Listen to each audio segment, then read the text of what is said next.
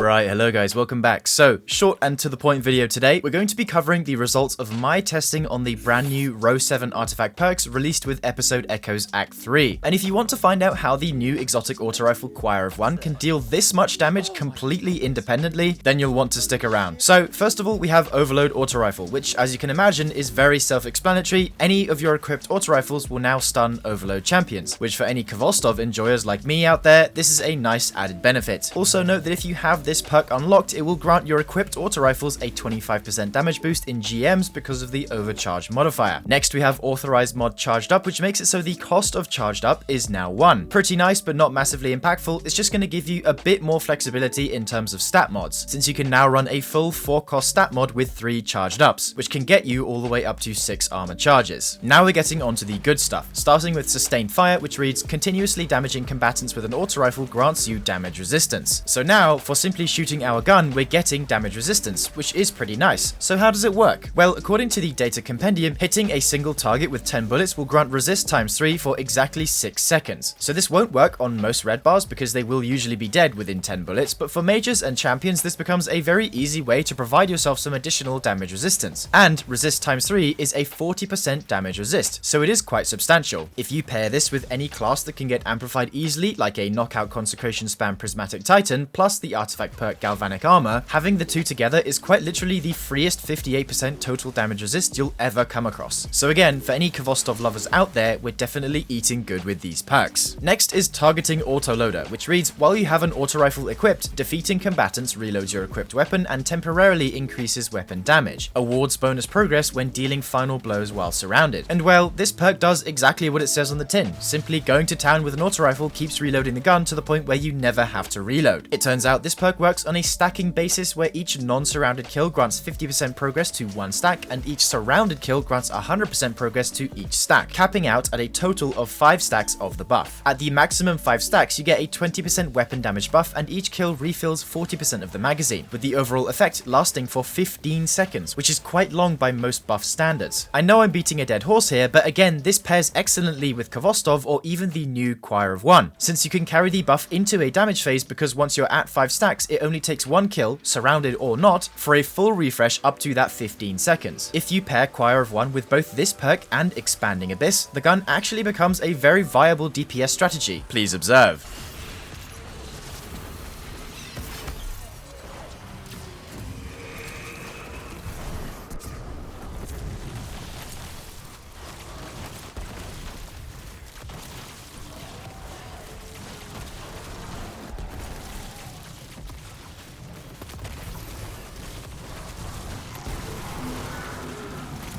Oh my god, this could be perfect.